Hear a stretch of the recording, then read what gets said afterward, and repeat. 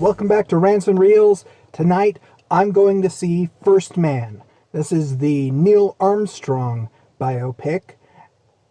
I love biopics. I love the historical films. It's a huge challenge to take a historical figure or a historical event and wrap it up into a 2 or sometimes 3 hour film that not only tells a complete story, a beginning to end narrative, but gives you a sense of the scope of history, as well as a feeling for these characters, real people.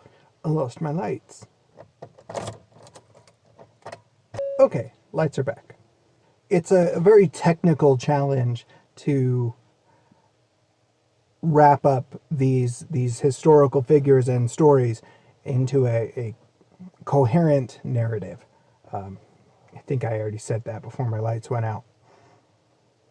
But what's really interesting, and this is it's like a behind the, after the film, behind the, I always will go home and immediately jump on like Wikipedia. We all do it. Wikipedia's fine. But I'll go and I will pull up these biographies, the historical texts. I'll pay attention to, what they've referenced, where they're taking these, I look at the film's bibliography. Yeah, it's like a $5 word. I'll look at that and I'll pull it up and I'll do like my own research, because I'm like a history nerd. I love history. I've always loved it.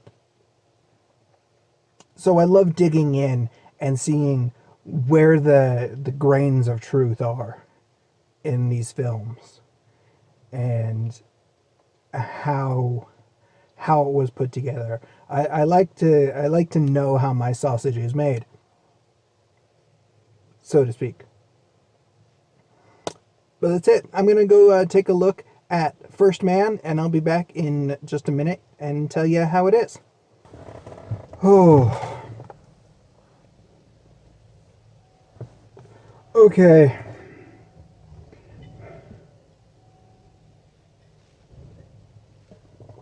Oh. Okay. So, First Man. I've never gotten motion sick from a movie until tonight.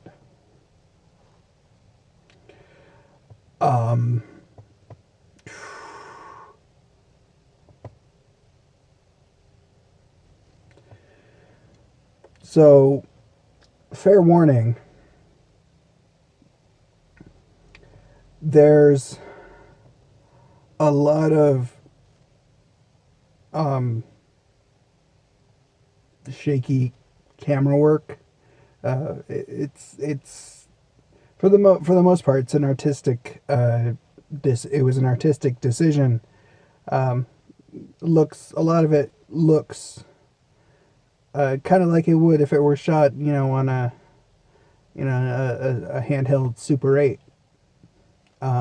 Except, much better quality. But it has that kind of look to it. And that was fine. But when they get in a rocket,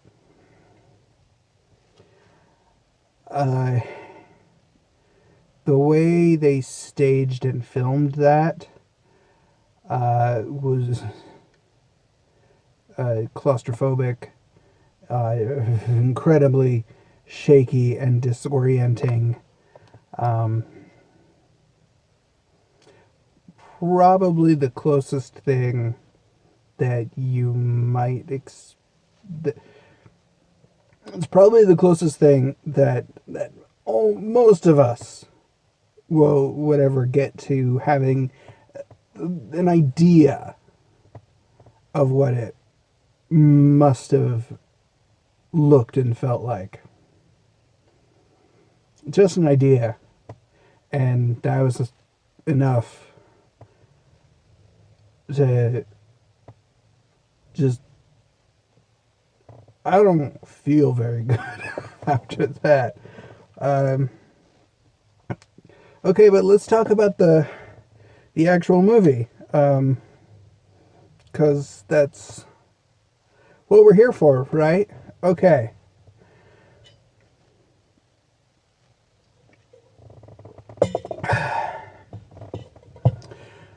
So they didn't...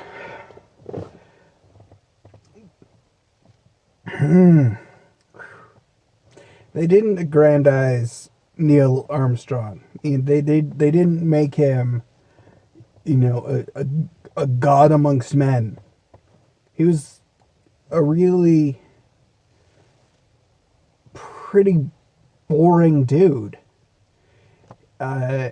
So they really played it true to life, true to his character. Very subdued, very analytical. I honestly can't say cold, but that's kind of how it comes off. It was very clear that they saw him and were portraying him as a man of an incredible depth of emotion and feeling and thought.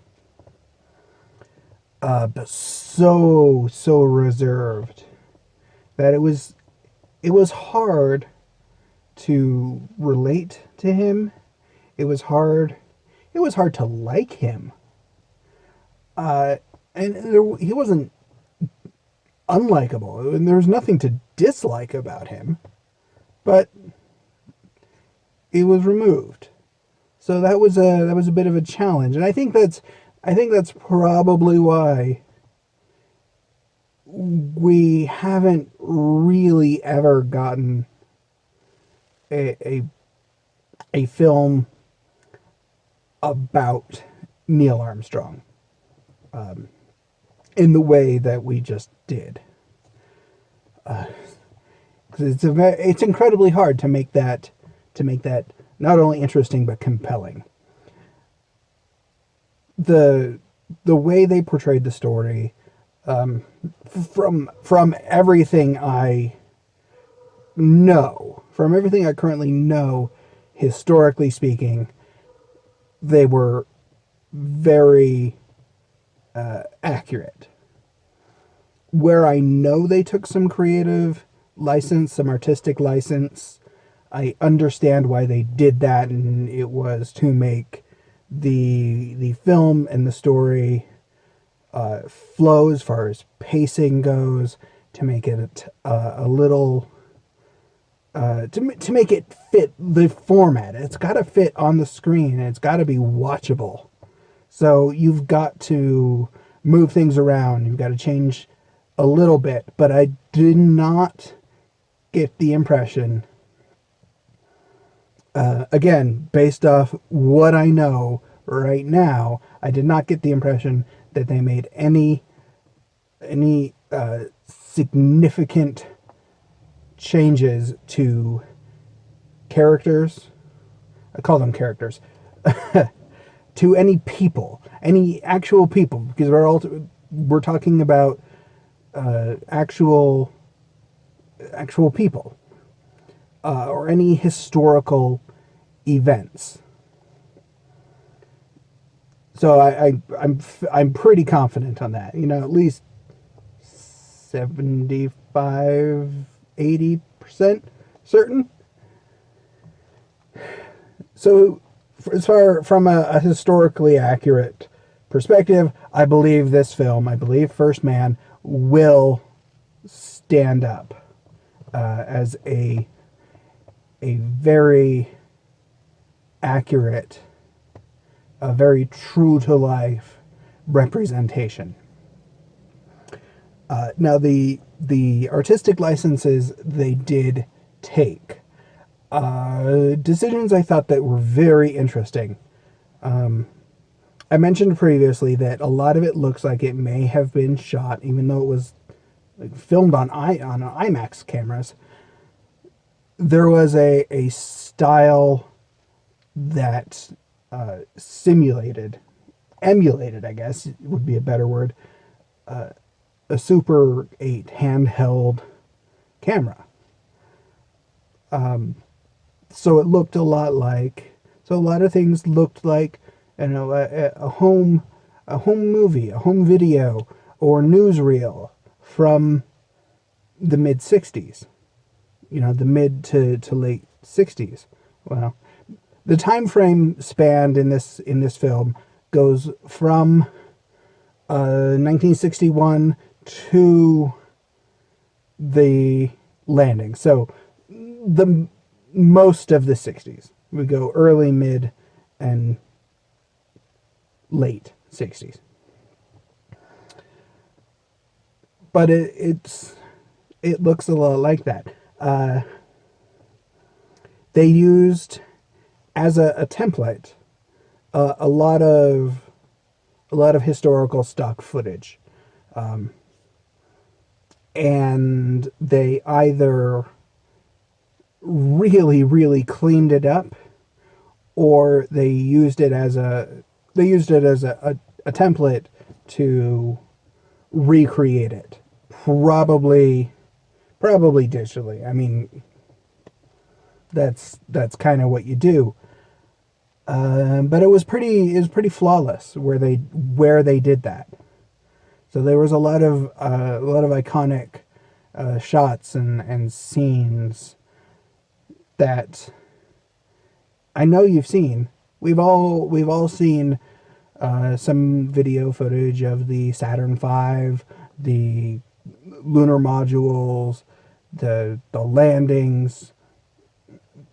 Most of us have seen some of that footage, so it will look very familiar, but it is clean and very impressive looking.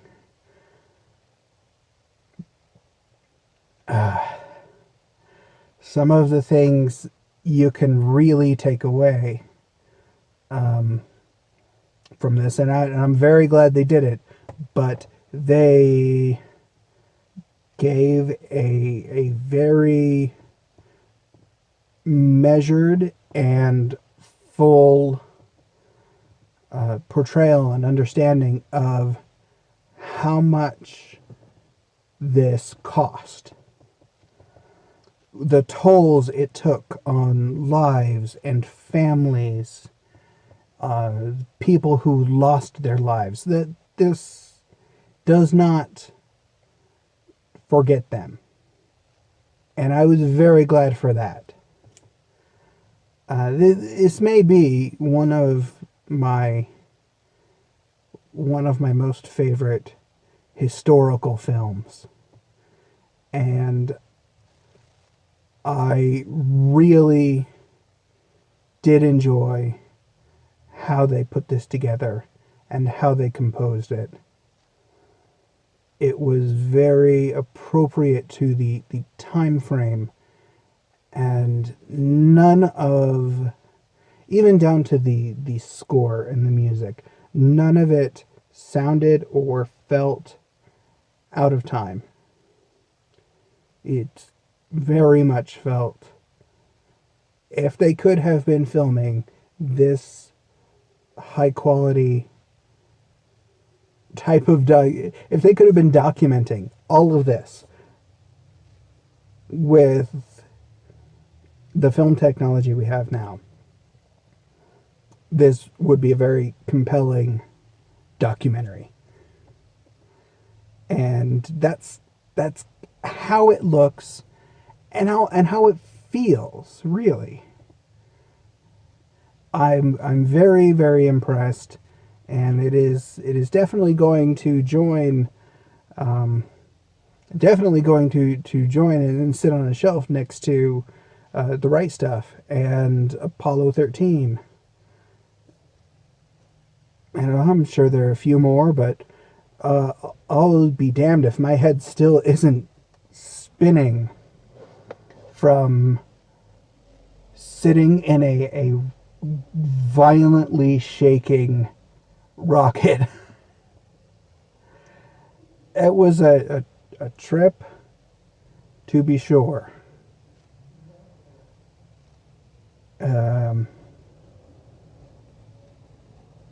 Definitely take your kids to see this. Get 2 popcorn buckets. I mean, one full of popcorn, one not full of popcorn, if you catch my drift. It's worth it, though.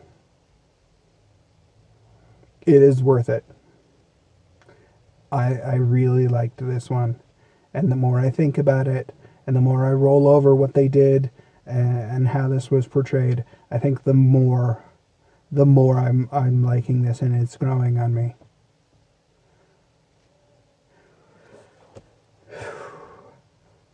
All right, I've got to go get some tea or something, and it's time to go home. Thank you guys for watching. I'll catch you next time. Good night, everybody.